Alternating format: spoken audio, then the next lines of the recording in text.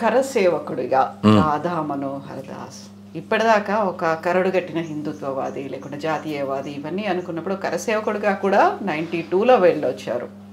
అప్పుడు జరిగినటువంటి సంఘటనలు సో ట్రెమెండస్ అద్భుతం. అయితే మమ్మల్ని ఎక్కడో ఒక స్కూల్లో ఎక్కడో పెట్టారు, ఇటాల్సీలో దింపేశారు మమ్మల్ని. మేము ఏదో రైలు ఎక్కాం, ఐ థింక్ 92లో జీటీ ఎక్స్ప్రెస్. మమ్మల్ని అక్కడ ఇటాల్సీలో దింపేశారు. ఏవో నిన్నటో రొట్టెలు ఏవో ఉంటే బిస్కెట్లు వాటితో అల్లా సరిపెట్టి తర్వాత మళ్ళీ ఇంకో దాంట్లో తీసుకెళ్ళారు. మొత్తానికి ఫైనల్లీ మేము దాదాపు డిసెంబర్ 6, 92 అంటే నవంబర్ 28 ఎప్పుడో ఒక ప్రెస్ మీట్ పెట్టి పబ్లిక్లో జై శ్రీరామ్ అని చెప్పుకుంటూ మేమంతా రైలు ఎక్కాం, వెళ్ళాం.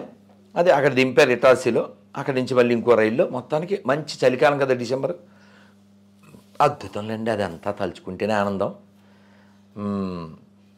అక్కడ మాకు టెంట్లు వేశారు, కింద గడ్డి ఏవో ఆ పరుపులు ఏవో వేశారు. మాకు అన్ని పూరీలు చపాతీలు ఇవే. ఆ ఇచ్చిన వాళ్ళలో కొందరు ముస్లిమ్స్ కూడా ఉన్నారు. నాకు బాగా గుర్తు, వాళ్ళు ఏవో పచ్చడి పెట్టేవారు, ఊరగాయ లేకపోతే బఠానీ కూర పెట్టేవారు, బెల్లం మొక్కలు కూడా పెట్టేవారు. అలా 1 వీకు అలా మేము చిన్నవాళ్ళం కాస్త అలా సరదాగా తిరుగుతూ అది చూస్తూ, అప్పుడు సెల్ఫీలు సెల్లు ఏం లేవు కదా, మాట్లాడుకుంటూ భజన చేసుకుంటూ అలా గడిచింది. ఆ చుట్టుపక్కల అవి చూస్తూ డిసెంబర్ 6 అలాగే సభ జరుగుతుంది. లక్షల మంది ఉన్నారు, మేము కూడా ఉన్నాం. తర్వాత హఠాత్తుగా జై శ్రీరామ్ నినాదం పెద్దగా పెరిగింది. కరసేవకులు ఆ బానిస కట్టడం దాన్ని చూసి వారు ఇప్పుడు అది రాముడి యొక్క జన్మస్థలం, అక్కడ అది ఉండడం భావ్యం కాదని భావించారు. వందల వేల మంది ఒక్కసారిగా వెళ్ళారు. ఆ కట్టడం 12 ఆ టైం మధ్యాహ్నానికి ఆ పైన డోమ్ కూలింది. తర్వాత 5 సాయంత్రానికి ఆల్రెడీ క్లియర్ అయింది. రాత్రి 12 రాత్రి 10 ఆ టైం నుంచే అవి తొలగించడం జరిగింది.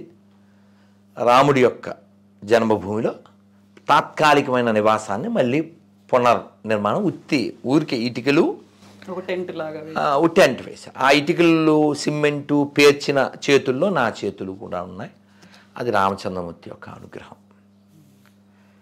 మీరు చూడొచ్చు, రాముడి పేరు మీద ఏ దేశాలు పుట్టలే, జై శ్రీరామ్ అని కొత్త దేశాలు పుట్టలే. దేశాలని చీల్చి కొన్ని లక్షల కోట్ల మందిని చంపి ఇన్ ద నేమ్ ఆఫ్ ఏ పుట్టినయో మనకు తెలుసు. కాబట్టి మనకు ఉపన్యాసం ఇవ్వడానికి ఎవ్వడో సరిపోడు. ఇప్పుడు కరసేవ కోసం వెళ్ళిన దాంట్లో చాలా మంది తెలుగు వాళ్ళు ఉన్నారు. అక్కడ కరసేవకపురం అని ఏర్పడింది. బలి చెప్పారు. పుల్లారెడ్డి గారు ప్రధాన మహానుభావుడు, కీలక పాత్ర, మహానుభావుడు. ఆ కరసేవకపురానికి సంబంధించినటువంటి స్థలాన్ని కూడా కొని అక్కడ ఇచ్చింది. ఆ అయోధ్య కోసం వెళ్ళిన బాబ్రీ మసీదును కూల్చడానికి వెళ్ళిన వాళ్ళు కూడా చాలా మంది ఆ కరసేవకపురం నుంచి వెళ్ళారు, అక్కడే షెల్టర్ తీసుకున్నారు అనేది ఇప్పుడు కూడా తెలుసు మీకు. మేము 3-4 ఏళ్ల క్రితం వెళ్ళాం. ఎప్పుడు వెళ్ళాను నేను రాంపండి వెళ్ళాం కదా. ఈ అర్ధకుంభమేళా జరిగింది 2019. మేము అక్కడే స్టే చేసాం, కరసేవకపురం. ఇప్పటికి కీలకమైనటువంటి నిర్ణయాలు కావచ్చు అవన్నీ కూడా అక్కడే కరసేవకపురంలోనే జరుగుతూ ఉంటాయి.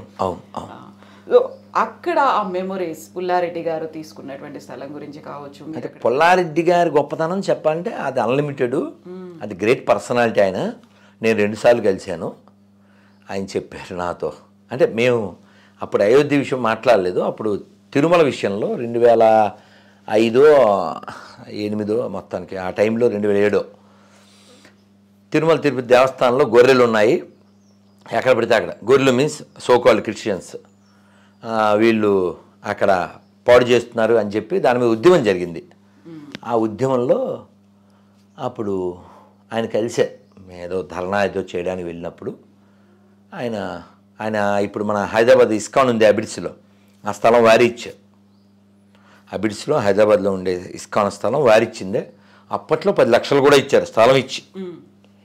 ఆయన నేను కనబడగానే కుర్చీలోంచి లేచి దగ్గరికి వచ్చి, పెద్ద ఆయన మీన్స్ ప్రభుపాదులు వారు మా ఇంటికి 4 తూర్లు వచ్చారు అని చెప్పి చాలా సంతోషంగా చెప్పారు మహానుభావులు.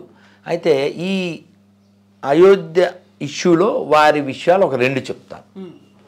వారు అశోక్ సింఘాల్జీ వారి ఇంటికి వచ్చినప్పుడు ఈ కోర్టు కేసులు ఖర్చు అని కొంత ధనం ఇచ్చారు. అశోక్ సింఘాల్జీ ఇది సరిపోదేమో, ఇంకా ఫర్దర్గా ముందుకెళ్ళాలి, ఎలాగ మనం ఈ కార్యం ఎలా విజయవంతం అవుతుంది, ఈ లాయర్లు ఈ పోషణ ఇదంతా అవసరం కదా అంటే, ఆయన ఇంట్లో నుంచి అశోక్ సింఘాల్జీ చేయి పట్టుకుని ఇలా బయటికి తీసుకొచ్చి, ఏం పర్వాలే ఇల్లు అమ్మేద్దాం, మీరు పని ఆపకండి. అది పుల్లారెడ్డి గారు. తీయన్ రెడ్డి గారు ఇంకొకసారి ఎప్పుడు ఆయన పెద్ద చదువుకోలే కానీ మహా జ్ఞాని, చాలా సింపుల్ పర్సన్. వారి గురించి రాఘవులు గారు చెప్పారు, వాళ్ళ ఇంట్లో మంచి హైఫై నేల ఉండదంట, చాలా సింపుల్ నేల. జీతం పనోళ్ళతో పాటు వాళ్ళ అబ్బాయికి కూడా ఇస్తారట ఆయన ఉన్నప్పుడు. మాకు అల్లుడికి కూడా, మాకు జీతాలు ఏంటి, మీరు పని చేస్తున్నారు తీసుకో అసలు. అయితే ఆయన వాళ్ళ ఇంటి స్త్రీలు కూడా పెద్ద పెద్ద సొమ్ములు దిగేసుకోరంట, సింపుల్గా ఉంటారు. అలాగే వారు ఫ్లైట్ ఢిల్లీ నుంచి హైదరాబాద్ రావాలి, ఆయన ఎక్కడంతో ఫ్లైట్ ఎక్కడమే ఓ 300 మంది ఉన్నట్టున్నారు ఫ్లైట్లో. అందరికీ అయోధ్య ఇష్యూ అందరికీ ఒక్కొక్కరికి పట్టుకెళ్ళి బుక్ ఇచ్చేశారు. అంటే నిరంతరం ధర్మం కోసం అదొకటి. ఇంకోటి విన్నాను, ప్రతి నెల లేకపోతే ప్రతి సంవత్సరమో విశ్వ హిందూ పరిషత్తు ఈ కార్యక్రమాలు చేయడానికి 5 లక్షలు ఎంతో పంపించేవారు. ఇలా తన ధనాన్ని తన శరీరాన్ని ఆయన ధర్మం కోసం దైవం కోసం వినియోగించారు. ఓ చోట చదివాను నేను, మన కోటి విహెచ్పి ఆఫీస్లో, దేశానికి ధర్మానికి వినియోగపడని ధనం దేహం ఎంతుంటే ఏమిటి అది. కాబట్టి అయోధ్యలో మెమరీస్ ఇంకా అన్లిమిటెడ్ అమ్మా, అయోధ్యలో మెమరీస్ అన్లిమిటెడ్. అయితే ఈ కరసేవ జరగడానికి ముందు కూడా ఒకటి చెప్తాను, అంటే 89, 90, 91 ఈ సమయాల్లో, తర్వాత కాలంలో కూడా 92 తర్వాత కూడా జరిగినాయి కొన్ని. రామ రథయాత్ర కావచ్చు, రామ జ్యోతి కావచ్చు, రామశిలా యాత్ర కావచ్చు, ఇవన్నీ డిఫరెంట్, ఒక్కొక్కటి ఒకటి. మేము కొన్నిటిలో ఉన్నాం, రామజ్యోతిలో ఉన్నాం, రామశిలాయాత్రలో ఉన్నాం, రామ రథయాత్రలో ఉన్నాం. ఇలా చాలా జరిగినాయి. మాకు 90లో ఓ పాట పాడించారు, నా బాగా గుర్తు, అంటే ఇప్పటికి 33 ఏళ్ల క్రితం. పల్లె పల్లె కదిలే శ్రీరామ రామ రామ, విల్లు చేత బూనే జయ రామ రామ రామ, విధర్మీయ విద్రోహుల కూల్చగా ధర్మయజ్ఞ సంరక్షణ చేయగా. ఎప్పుడుదండి ఇది? 33 ఏళ్ల క్రితం. ఈ మాటలు మీకు అర్థమైపోయినాయిగా. విధర్మీయ విద్రోహుల కూల్చగా ధర్మయజ్ఞ సంరక్షణ చేయగా కదా. కాబట్టి రాముడు ఉన్నాడు, దానికి రుజువు Ram Setu. Okay, Ram Setu is built by Rama, whether you believe it or not కదా. ఇప్పుడు నువ్వు ఒక క్రిస్టియన్ని సమాధిలోంచి అతను లేచాడు అని నన్ను ఎవరో చెప్పాడు, నేను అన్నాను ఇది ఖాళీ కుర్చీ, ఇందులో ఒక ఖాళీ కుర్చీ చూపించి ఇది ఖాళీ కుర్చీ, ఇప్పుడే జస్ట్ ప్రభాస్ వచ్చి వెళ్ళాడు అని దాని మీద కొన్ని పూలు శాలువ పెట్టి చెప్తే నువ్వు నమ్మాలి. నువ్వు చెప్పేది అలా ఉంది, ఖాళీ సమాధి ఉంది కాబట్టి అతను వచ్చాడు అందులోంచి లేచాడు అంటే మేము నమ్మడం అలాగ ఉంటుంది అన్న. కానీ ఇలా నేను మాట్లాడినట్టు నువ్వు అలా మాట్లాడవుగా వాళ్ళ విషయంలో, అది వాళ్ళ బిలీఫు అంటాడు వీడు.